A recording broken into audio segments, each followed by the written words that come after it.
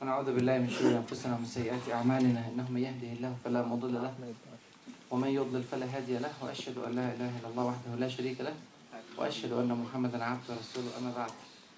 Dear brothers and sisters, our topic today inshallah is about the truth about Islamic history, and at the start we should ask ourselves why we are talking about the history.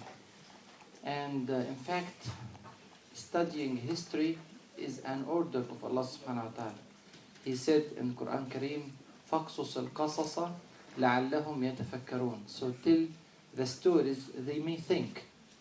So we study the history to take the lessons, to take advantage from the experience of the people who preceded us in this world. History actually repeats itself, and by studying history we know the ways of Allah subhanahu wa ta'ala. How Allah subhanahu wa ta'ala changed a powerful ummah into a weak ummah, and how He changed a weak ummah into a powerful ummah. Factors of victory and factors of defeat, factors of success and factors of failure. We know all of these along the studying the history. In spite of this importance, unfortunately, Islamic history suffers from ignorance from Muslims, and at the same time it suffers from fabrications by enemies. So the history, Islamic history, is perceived in a very wrong fashion. Actually, common perception of Islamic history is through political perception, military perception. We know everything about the disputes and fights between Muslims and others. We know the corrupted caliphs, but we don't know actually about the glory of the Islamic history. Today, inshallah, we will talk about one aspect of the Islamic history, which is a scientific aspect. The first verses revealed by Allah subhanahu wa ta'ala in our curriculum in the Quran Kareem is اقرأ باسم ربك الذي خلق الإنسان من علق اقرأ وربك الأكرم الذي علم بالقلم علم الإنسان ما لم يعلم. So read in the name of your Lord who created man from clay. Read, and your Lord is the most honorable, who taught by the pen. He taught man what he did not know. And if you revise the verses, you will find the word science or knowledge is repeated 2 times actually, or 3 times. Read is repeated twice. Ben is mentioned. So this importance of science from the first beginning of the revealing of Al-Quran Al-Kareem. And this was not only at the beginning, but subhanallah, the word knowledge and its derivatives was mentioned in the Quran 779 times. So it comes in the second rank after the word of Allah. The most commonly repeated word in the Quran is Allah, and the second is knowledge. And this indicates the importance of knowledge in Islam. Muslims actually introduced to the world the concept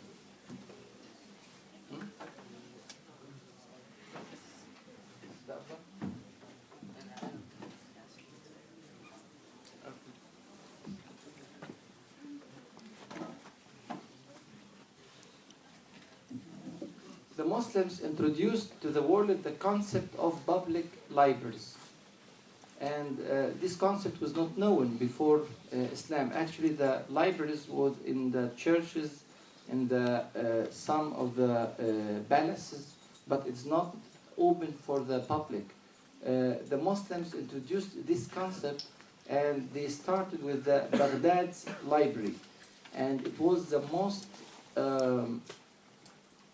it was a very huge, actually very big library, and you will never be able to imagine the amount of books in this library. But just look to this picture. This is an imaginable picture of Baghdad's library. Look to this picture. This is the Dijla River. When the Tatar conquered Baghdad, they tried to cross from the east coast to the west coast of river, Dijla River. They failed. What they did do, they brought the books from the Baghdad library and threw the books in the river and make a bridge of books to cross from the east to the west. Imagine the number of books that make a bridge for an army, a big army like the Tatarian army. So it's a huge number of books, millions of books in an era with no printing at that time. It's a huge amount of books actually in every field of science. It's not only in Sharia or understanding of Quran and Sunnah, but also in medicine, in algebra, in astronomy, in geography, in every field of science actually. It was a huge university. Other libraries in the Islam is known after Baghdad libraries is the Library of House of Knowledge in Cairo, and this library has 40 departments, and each department contains more than 30,000 books. So it's approaching a million of books in one library, and it's not the only library in Cairo, but Cairo has a lot of libraries. This is one of them. Cordoba library has 500,000 books. Tripoli's library in Lebanon, when the Crusaders invaded Tripoli, they burned 3 million books in the squares of Tripoli. So imagine the number of books that was in the Islamic libraries. And also the private libraries. If we talk about the private libraries, the libraries owned by the scholars and scientists, for example, the library of Abul Fadl ibn al-Amid, it has a very huge library. When he moved from his town to another town, he needs 100 camel to carry his books. Imagine the library of one man, more than 100 camel to carry the library of Abul Fadl ibn al-Amid.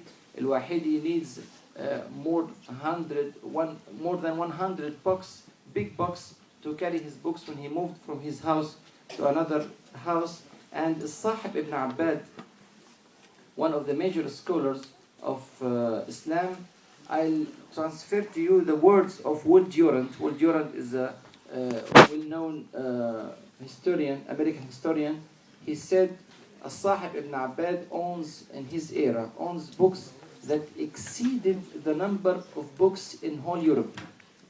Imagine, in the whole Europe, one man, just one scholar of Islam has a huge number of books that exceeded the number of the books in whole Europe, and this is a testimony from American historian, Wood Durant.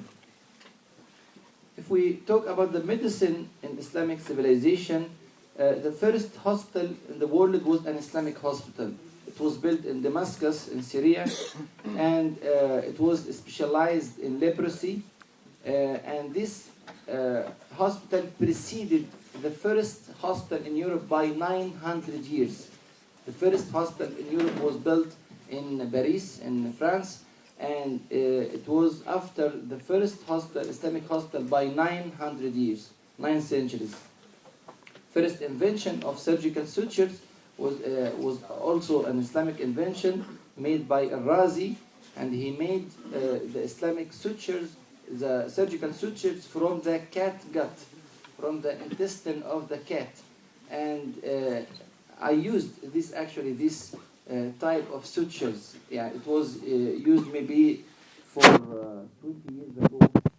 The world stopped using of cat gut after invention of another type of suture. But imagine he invented type of suture that continue to be valid in the world for more than 1,000 years.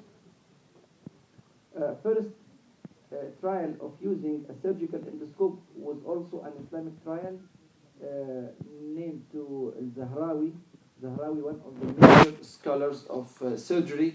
Actually, it is the first man in the world who specialized in surgery. He was one of the Islamic scholars in Andalus, in Spain, and he invented a cystoscope to visualize the interior of the urinary bladder and he was able to crush a stone in the urinary bladder 1,000 years ago. Also, the first discovery of the pulmonary circulation was by Ibn Nafis, rahimahullah, one of the major scholars of Islamic history. And imagine the library of Ibn Toulon hospital.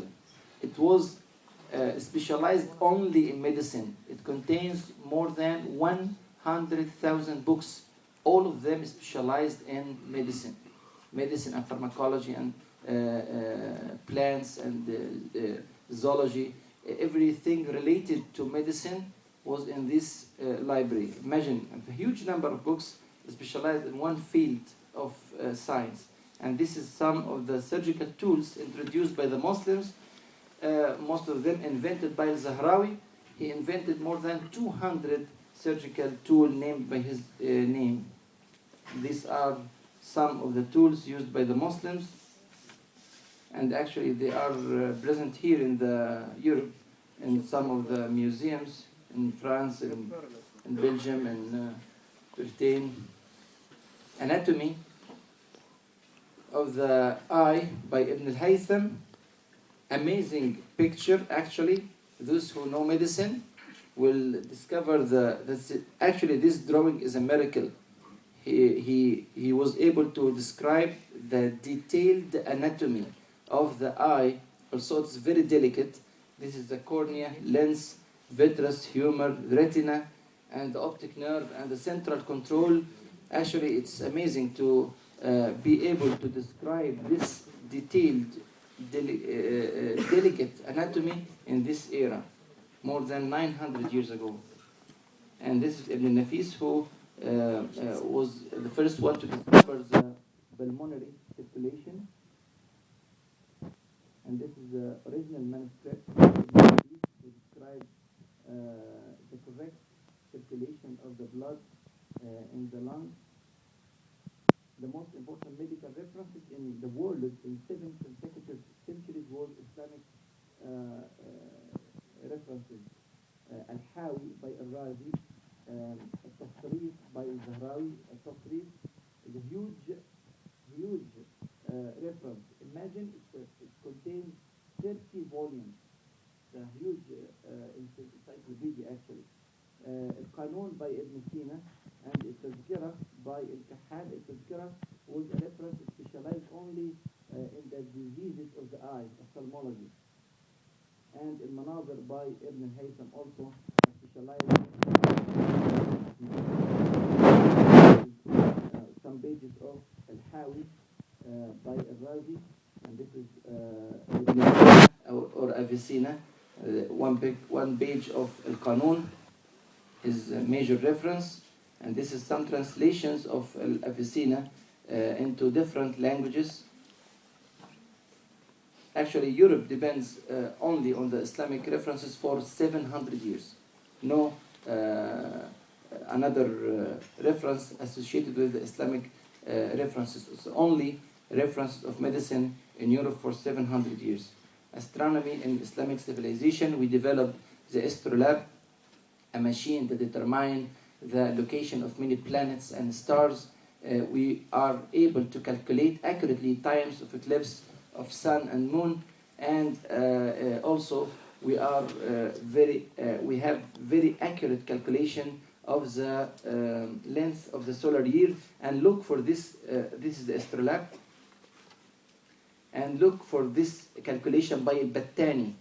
Al-Battani, one of the major scholars in astronomy in Islam, he calculated the solar year in 365 days, 5 hours, 46 minutes, and 32 seconds. And the current calculation nowadays is 365 days, 5 hours, 48 minutes, and 46 seconds, with a difference of only 2 minutes and 12 seconds after 1,000 years.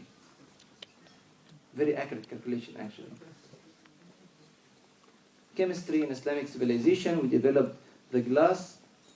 We manufactured papers from resistant to fire. And this was in the 2nd century, Hijri century, maybe 1200 years ago, we sensitized a paper that is resistant to fire, and we used to cover the Quran with these papers to protect our holy Quran. Manufacture of water-resistant fabrics, used coats resistant to rain in Baghdad and Damascus and other cities. Calculation of specific weights for many minerals in very, very accurate calculation. And look for the geography in Islamic civilization. The first accurate drawing of the world was done by Muslims by Al-Idrisi, one of the major scholars in geography in Islam. And look to the picture of the world at that time. It's very difficult to draw an accurate picture like this. He drew Europe, almost everywhere in Europe, even England here. Draw the picture till Japan, the whole Africa, India, Mediterranean Sea, everything. Subhanallah, it's a very, very difficult drawing. And more than that, he drew the picture over a pole to present for every man in the world, everybody in the world, that he knows that the earth is spherical. And look, they used to draw the north down and the south up. If you turn it upside down, you will understand the accurate picture of or accurate drawing or map for the world. This drawing was done 900 years ago. And the amazing picture, amazing actually, one of the things that used the NASA in the United States to try to understand these pictures. These are 80 maps discovered in Istanbul, in Turkey, and they drawn by one of the Muslim geographian. His name is Muhyiddin al-Rais al-Uthmani from Ottoman Empire. He died in 1513, so he died in the beginning of the 16th century, at the same era of Christopher Columbus. He drew everything in the United States, in the North America, the South America, and even he mentioned the types of animals, birds, and fishes in this area. So it was like a scientific team. It's not only one man. He went to there, but actually it was a scientific team. They drew 80 maps, amazing maps, and NASA was discovered that some of the details in these pictures was more accurate than the details drawn at the beginning of the 20th century by the geographian of this era. It was more accurate in the Islamic maps drawn 500 years ago. Algebra in Islamic civilization, actually we introduced this branch of division of science to the world, invented by Al-Khwarizmi, one of the major scholars of mathematics in Islam, and we are the first who use the zero in numbering, and we invented the Arabic numerals 1, 2, 3, 4. It's an Arabic numeral actually, and we used the angles to draw the numbers. These not Latin numbers. These are Arabic numbers. Number 1 has 1 angle, number 2 has 2 angles, number 3, 3 angles, and so forth, till number 9 has 9 angles. This is an Islamic introduction to the world. And architecture in Islamic civilization, amazing domes, actually was very difficult. It's not actually the nice picture only, but actually the difficult building of a huge dome without pillars. And these domes was American at the time. And actually I visited one of the churches in Paris, Sacré-Cœur Church, and they failed to make domes like the Islamic domes, and they asked the help of the Ottoman Empire, and they sent 2 engineers from Ottoman Empire to assist in building the Sacré-Cœur Church in Paris. This is a huge castle in Fez in Morocco, and this is the biggest mosque in the world. This is Cordoba mosque. Unfortunately, it's converted into church nowadays. All of the mosques of Andalus were changed to churches after the invasion of Crusaders. This is the Cordoba Bridge. It was built 1200 years ago. It's still functioning till now. One of the miracles at that time. This is some pictures of the Alhambra Palace in Spain.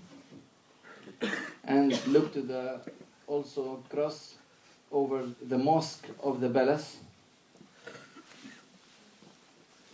This is a big mosque in Lahore, in Pakistan. This is Taj Mahal, an Islamic architecture. Very nice, actually. It's one of the miracles of the world.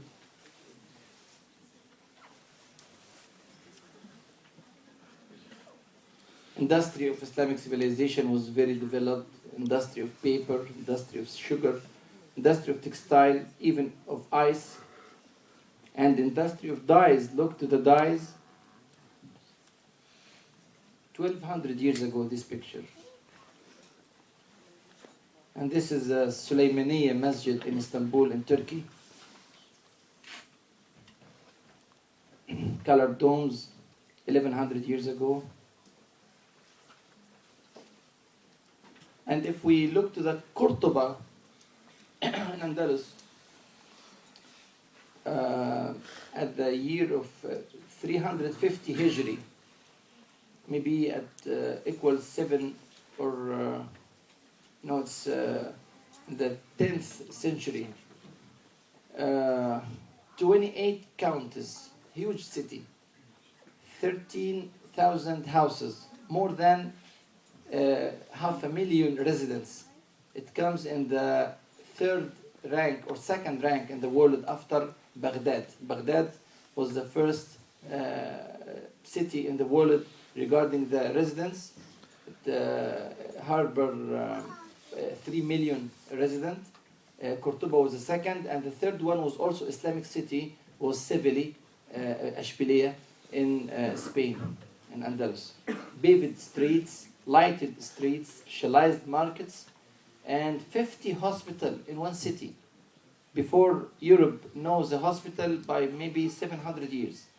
One city of the Islamic civilization has 50 hospitals and 3,000 mosques. Fas city in Morocco contains more than 3,000 textile factories, 47 soap factories, 86 leather factories, 116 dye factories, 12 iron and copper factories, 11 glass factories, 188 pottery factories, and 400 paper mills. All of these are in one city in Morocco. It was a very famous city in industry. And this is testimony of Gustave Le Bon, one of the major historians in the world. He's a French historian. He said Europe only showed tendency to science in the 11th and 12th centuries, when some Europeans sought to eliminate ignorance and spread science in their countries. They only resorted to Muslims, who were the only torchbearers or the carriers of science at the time. So only the Muslims were leaders in the science for 700 years, consecutive years.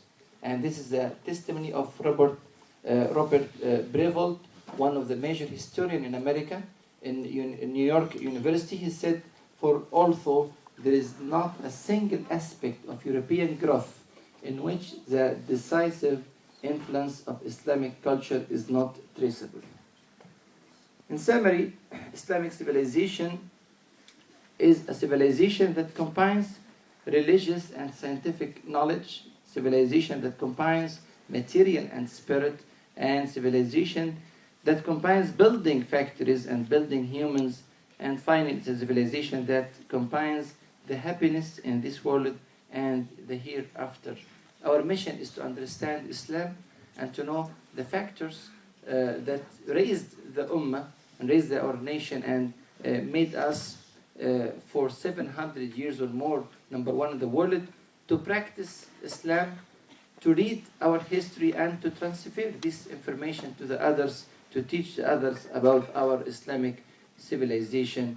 And one of the modes to transfer this information to the world is this web page, islamhistory.com. This is actually my homepage, and it contains more than maybe 18 or 19,000 pages about Islamic history. Now it's alhamdulillah in Arabic and English, and we are trying to translate the site into Spanish, Italian, Japanese and Chinese languages, and we are hoping that you inshallah participate in translating this website into Swedish language and other European and world languages, to transfer the word of Allah subhanahu wa ta'ala and the knowledge about Islamic civilization to every man and woman in this world. We choose actually the internet to transfer the Islamic civilization to the world, because actually the internet is the most growing facility to spread knowledge nowadays. And if you look to this figure, actually at this year, more than or approaching 2 billion people in the world are using the internet. So alhamdulillah, our site is hit every day by 20,000 people among the world, every day. And they read more than 8 million pages every month. And every country in the world, except only 4 countries among the world, enter to this web site. These 4 countries most probably has no internet. So I'm serious. Actually, they are North Korea, and most probably it's prohibited to use the internet. Botswana in South Africa, and 2 countries in Latin America. So I ask Allah subhanahu wa ta'ala to reward you for your patience and attendance, and I hope you will inshallah contact us through our website to take some lectures, articles, and translate it to Swedish language to spread here in this community, and to send it or mail it back to us, to put it inshallah on our web page to make benefit for everybody. جزاكم الله خيرا كثيرا. السلام عليكم ورحمة الله وبركاته.